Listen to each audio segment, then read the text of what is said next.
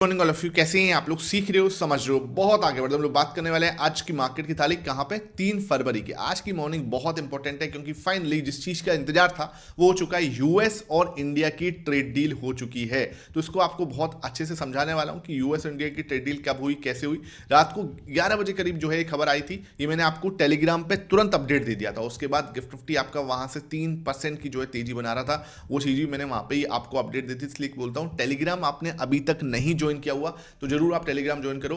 अब देखो, यूएस और इंडिया की ट्रेड डील के बाद इंडिया के मार्केट पर क्या इफेक्ट पड़ने वाला है, उसका इंपैक्ट क्या होगा, हर चीज को इन डिटेल में कवर करने वाला हूं। सबसे पहले वीडियो को लाइक कर देना। इस टाइप का लर्निंग सेशन बिना रुके लेके आता हूं, इसलिए वीडियो को लाइक करके चैनल को सब्सक्राइब करके बेल आइकन जरूर दबा देना। और सारे पैरामीटर्स कैसे अब काम करने वाले हैं वो भी बहुत ज्यादा मैटर करेगा। उन पैरामीटर्स को भी हम अच्छे से कवर करने वाले हैं। सबसे पहले क्या है, देखो इस समय जो मेन चीज है वो थी ये, ठीक है। ये क्या था, ट्रम्प का ट्वीट है, उसको मैंने थोड़े से पार्ट्स में डिवाइड किया हुआ है। तो ट्रम्प के ट्वीट ने उसने बोला कि भाई मैं प्राइम मिनिस्टर मोदी के साथ में बात की है इस मॉर्निंग, और वो हमारे ग्रेटेस्ट मतलब जो है और बहुत अच्छे रेस्पेक्टफुल लीडर हैं, पावरफुल लीडर हैं, ये सब बातें उन्होंने बोला, ठीक है। वो मेरे ग्रेटेस्ट फ्रेंड है, ये भी उन्होंने अच्छे से बोला। अब क्या है, सिंपल जो चीज़ आपको समझनी बोला, we spoke about many things, हमने बहुत सारी चीज़ों में बात करी। और सबसे इंपॉर्टेंट क्या है कि ending the war of Russia and Ukraine. और इन्होंने बोला कि रशिया और यूक्रेन के बीच में जो वॉर चल रही है वो हमें मेन चीज़ है कि उनको रुकवानी है, हमें मिलकर रुकवानी है, ठीक है। दूसरी चीज़ उन्होंने बोला we agreed on a trade deal. Finally उन्होंने ट्रेड डील के बारे में बात करी कि हाँ भाई ट्रेड डील जो है हम लोग एग्री कर रहे हैं, ठीक है। जिसमें क्या होगा, एक जो रेसिप्रोकल टैरिफ लगाया था, मतलब कि जो पेनल्टी इन्होंने लगाई थी हमारे ऊपर, टैरिफ देखो कितना था, 25% हमारे ऊपर टैरिफ था, ठीक है। उसके बाद में जब इंडिया और पाकिस्तान का वॉर वाली सिचुएशन थी, जब नहीं सॉल्व हुई थी, और उसके बाद जो है इन्होंने क्रेडिट नहीं दिया, उसके बाद भाई 25% जो है एडिशनल पेनल्टी की तरह उन्होंने क्या लगाया था, हमारे ऊपर टैरिफ लगाया था। पेनल्टी थी ये, ठीक है, कि आप रशिया से ऑयल बाई कर रहे हो, उसकी वजह से आपको 25%। अब क्या है, ये जो टैरिफ है इसको, पेनल्टी को भी हटा दिया गया है, और ये जो ओरिजिनल 25% टैरिफ लगाया था उसको 18% पे लेके चले गए। मतलब आप इसको अगर शॉर्टन समझोगे तो ये है जो 50% का टैरिफ था ना हमारे ऊपर, वो कहाँ पे रिड्यूस होकर कहाँ गया, 18% पे आ चुका है। तो वापस से क्या है, जो टेक्सटाइल सेक्टर है, जो लेदर सेक्टर है, इनको जिनके ऊपर बहुत भारी टैक्स लगा हुआ था, उनको बहुत ज़्यादा, जैसे बोलते हैं ना कि अब उनका जो टैक्स है वो लोअर होता हुआ जाएगा, 25% to 18%। They will be likely more forward to reduce their tariff and non tariff barrier against the US state to zero. तो बोले कि भाई जो यूएस के जो गुड्स हैं उनके ऊपर भी जो है टैक्स कम हो जाएगा। तो ये बहुत जो है क्लियरली उन्होंने अपने सोशल ट्रुथ के ऊपर ये सब चीज़ें लिख के दी। लेकिन उन्होंने साथ में एक शर्त भी, कंडीशन भी लगाई कि भाई आपको क्या करना पड़ेगा, रशिया के साथ में जो आप ऑयल कर रहे हो, जो ऑयल बाई कर रहे हो, वो कंप्लीटली बंद करना पड़ेगा। और आपको कहाँ से लेना पड़ेगा, किससे, यूएस से लेना पड़ेगा या वेनेजुला से लेना पड़ेगा। ये उन्होंने कंडीशन सिंपल लगा दी है। ये बात आपको बिल्कुल समझ के चलनी पड़ेगी। अब क्या है, अगर इंडिया रशिया से ही ऑयल बाई करता चलेगा तो ये चीज़ नहीं होगी। अब क्या, ये तो बात चीज़ इनके अंदर ही हो चुकी होगी कि भाई नहीं करेंगे ऐसा कुछ जो भी है। तो उससे क्या है कि 18% पे हमारा जो टैरिफ है वो कंप्लीटली आ चुका है। अब सिंपल इसको हमें समझना है कि गिफ्ट निफ्टी हमें क्या संकेत दे रही है।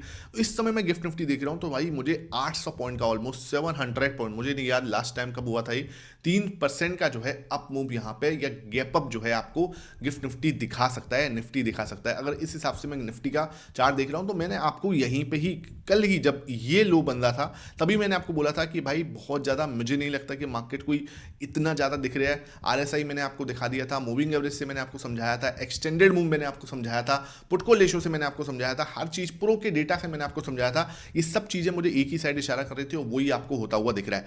अब अगर मार्केट ओपन होती है तो आई एम एक्सपेक्टिंग क्या, कि मार्केट 750 800 वाले जोन के पास में इस एरिया पे जो है ओपन हो सकती है। अब एक बात आप समझ के चलना, जब भी मार्केट इतना बड़ा गैप अप ओपन होता है तो बहुत ज़्यादा चांस क्या है, या तो मार्केट क्या करेगा, यहाँ से एक रिजेक्शन या प्रॉफिट बुकिंग आएगी। समझना बात को क्या हो रहा है, या तो अब यहाँ से क्या हो सकता है, एक प्रॉफिट बुकिंग जो है वो देखने को मिल सकती है, क्योंकि एक बड़ा मूव आया है। सिंपल सी बात है, लोग जो ऊपर फंसे थे, यहाँ फंसे हुए थे, उन्हें जैसे तैसे, क्योंकि वो गिरते हुए आ रहा है मार्केट, उन्हें जैसे तैसे एक मूव मिला है, ठीक है। और जब ये कंडीशन हुई थी, एसटीटी बढ़ा था, तो भाई सेंटीमेंट्स मार्केट के खराब तो हुए थे, इसमें हम सब एग्री करेंगे। तो ये जगह पर जब मार्केट ओपन होगी तो एक बार को हाई चांस है कि यहाँ पे मार्केट के अंदर एक प्रॉफिट बुकिंग जो है देखने को मिले। ये एक पॉसिबिलिटी है, एक प्रोबेबिलिटी है, ऐसा नहीं कि होगा ही, लेकिन एक पॉसिबिलिटी प्रोबेबिलिटी। आपको क्या करना है, ये मेरा टेलीग्राम चैनल है, इसको आप ज्वाइन करके चलो। मैं आपको यहाँ पे सारी, ये मैंने रात को 11 बजे ही आपको 10:50 पे ये खबर दे दी थी, इसलिए बोलता हूँ जो भी चीज़ है ना यहाँ पे आपको अपडेट मिलती है, ये सब आपको चार्ट्स वगैरह मिलते हैं, तो इसका जो लिंक डिस्क्रिप्शन बॉक्स पे है उससे आप ज्वाइन कर लेना, फ्री ऑफ कॉस्ट है, पैसा नहीं लगता, ठीक है। अब यहाँ पे मुझे क्या लगता है कि मार्केट अगर गैप अप ओपन होती है तो वो किस एरिया के पास में ओपन हो सकती है, वो सबसे पहले देखना है। तो यहाँ पे कहीं मुझे लगता है कि इस एरिया के पास में वो ओपन होगी, ये जो है ना 25,850 25,900 के पास में यहाँ पे, या फिर इस जोन के पास में कहीं हम ओपन हो सकते हैं, इस जोन के बीच में हम कहीं ओपन हो सकते हैं।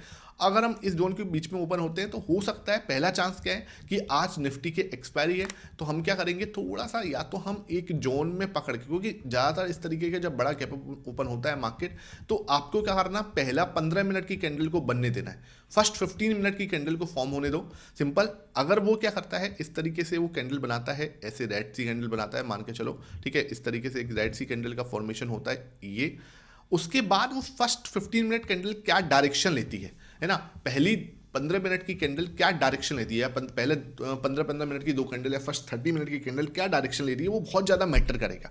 अगर फर्स्ट 30 मिनट की कैंडल या 15 मिनट की दो कैंडल आपको नीचे का ब्रेकआउट देते हुए नजर आएंगे कि हाँ भाई मैं तो भाई यहाँ से नीचे जाने की कोशिश कर रहा हूँ, प्रॉफिट बुकिंग आ रही है, तो हाई चांस है ये जो गैप ओपन हुआ है वो आपको थोड़ा सा फिल होता हुआ नजर आए, ऐसा नहीं कि पूरा फिल हो जाएगा। हम 25,500 के पास में आके सपोर्ट लेने की कोशिश कर सकते हैं। आज का मार्केट थोड़ा वॉलेटाइल जरूर रहेगा, इसके लिए आपको क्लियर समझना है, ठीक है। दूसरी चीज़ क्या है कि अब क्या हुआ, यहाँ पे प्रॉफिट बुकिंग नहीं आई, यहाँ ऊपर की साइड ब्रेकआउट देने की कोशिश करिए मार्केट, तो आपको ऊपर की साइड जाने में बहुत ज़्यादा, क्योंकि ऑलरेडी एक बड़ा गैप अप हम देख रहे हैं, तो बहुत ज़्यादा एक्साइटेड मत होना ऊपर जाने के लिए। हमें थोड़ा सा एक सपोर्ट चाहिए होगा कि मार्केट यहाँ पे आके एक सपोर्ट लेने की कोशिश करे, ठीक है, उसके बाद हम कहीं मूव दिखाएं। अच्छा, तो ये हमें एक ना कुछ चाहिए कि मार्केट एक सपोर्ट क्रिएट कर दे, कैसे भी करके एक जगह क्रिएट कर दे, क्योंकि इतना बड़ा गैप अप हो रहा है, तो हो सकता है मार्केट को थोड़ा टाइम स्पेंड करके एक सपोर्ट और रेजिस्टेंस जो है वो बिल्ड करना पड़ेगा। मुझे लगता है हम इस जोन के बीच में कहीं ओपन हो सकते हैं, इस जोन के अंदर रहते हैं तो कोई बड़ी बात नहीं है। नीचे की साइड से ब्रेकडाउन देंगे, एक बड़ा मूव आपको नीचे की साइड में मिल सकता है जो 25,500 की साइड लेके जा सकता है। ऊपर की साइड ब्रेकआउट देंगे तो हमें चाहिए एक थोड़ा सा क्या है, मार्केट रिटेस्ट करे 25,900 पे, उसके बाद 26,000 26,200 की साइड की जर्नी हमें दिखाए। तो ये हमने पूरा अपना एनालिसिस कर लिया है। वीडियो को लाइक जरूर कर दिया करो, क्योंकि हर चीज में आपको समझाने की कोशिश करता हूँ। डाउ जोन्स देख रहा हूँ, तो डाउ जोन्स देखो भाई, आपको 500 पॉइंट की तेजी यहाँ भी बन रही है, तो मार्केट जो है आपको पॉजिटिव दिख रहे हैं। अब जाके देखो, सारे सेंटीमेंट एकदम से पॉजिटिव हो जाते हैं जब मार्केट को चलना होता है, इसलिए मैं बार बार बोलता हूँ प्राइस एक्शन आपको ये चीज पहले ही हिंट दे रहा था, इस बात पे हम सब एग्री करेंगे, और डेटा भी। उसके बाद देखें 130 पॉइंट के आसपास की जो है तेजी यहाँ पे भी नैस्डैक के अंदर भी देखने वाले, तो यूएस मार्केट से पॉजिटिव संकेत है। यूएसडी आईएनआर भी आप देखोगे 90.51, तो सारे फैक्टर्स जो है वो अपनी जगह पे आते हुए नजर आ रहे हैं। ये भी बेटर होता हुआ नजर आया है, मतलब 92 से 90.5 पे भी आना एक अच्छा अचीवमेंट बोलूंगा मैं, इसको गलत या खराब नहीं बोल सकते।